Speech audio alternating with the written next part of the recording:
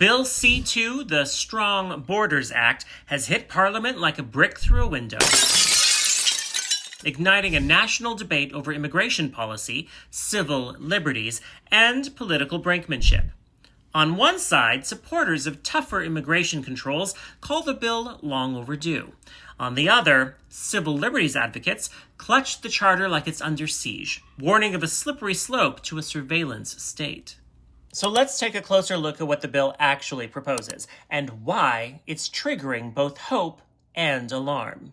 Bill C-2 aims to reinforce Canada's border and immigration systems, currently held together with duct tape and crossed fingers. The government says it's responding to global pressures: irregular migration, fentanyl smuggling, shady financial networks, and desperate people doing illegal things in a world on fire. One of the biggest changes is how refugee claims are handled. Under Bill C-2, anyone who crosses from the U.S. but doesn't file a claim within 12 months loses the right to a full hearing. Instead, they're funneled into a pre-removal risk assessment, which honestly sounds more like a dentist's appointment than a life-altering legal process. The government claims that it's faster, more narrow, and meant to weed out weak or fraudulent claims. And here's why change is on the table.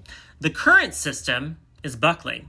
Backlogs stretch for years, with some applicants stuck in legal limbo for half a decade.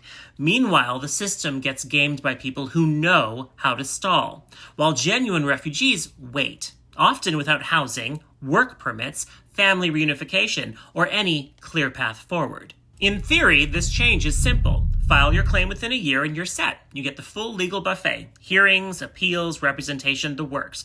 But in practice, many refugees don't even know the clock is ticking. Some arrive traumatized without legal counsel.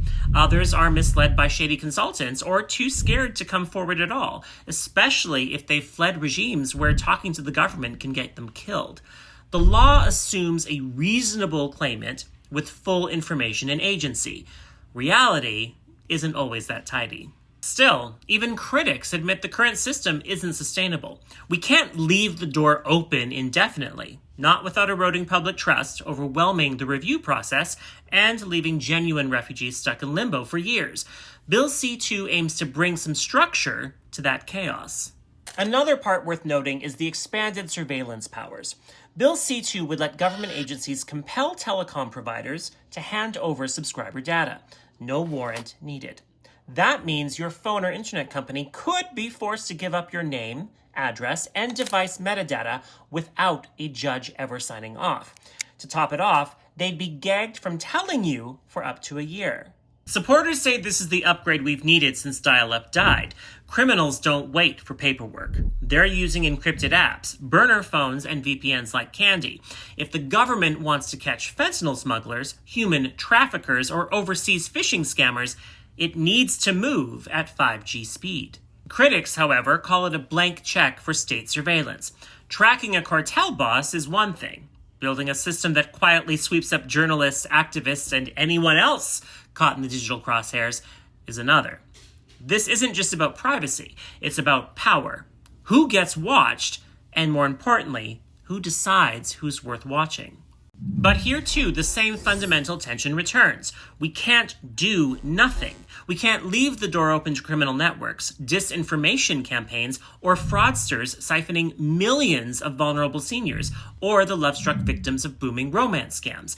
And certainly not to the kind of digital ghosting that renders law enforcement practically useless. Bill C-2 also targets financial crime. Canada's been called out repeatedly, at home and abroad, for having a financial system polite enough to let dirty money slip in unnoticed. And this isn't just tax evasion.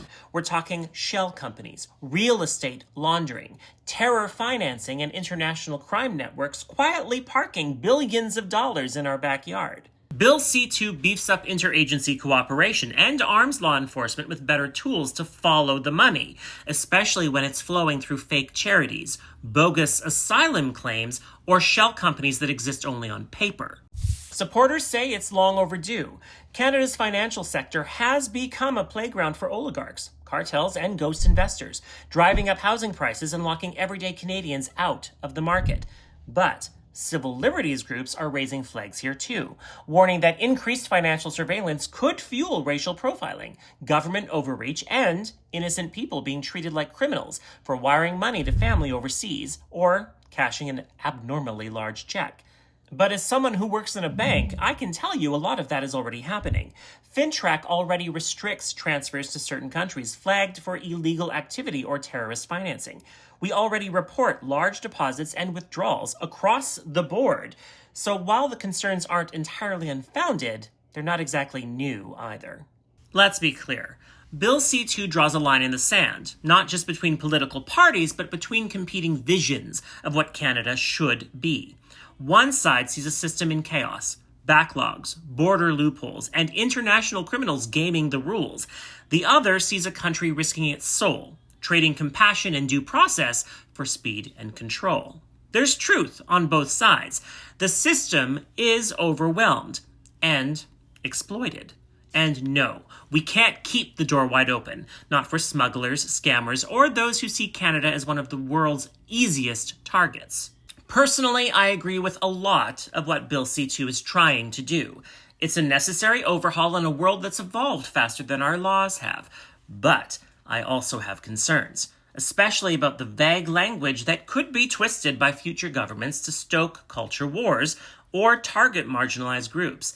The powers it grants need brakes, not just a gas pedal.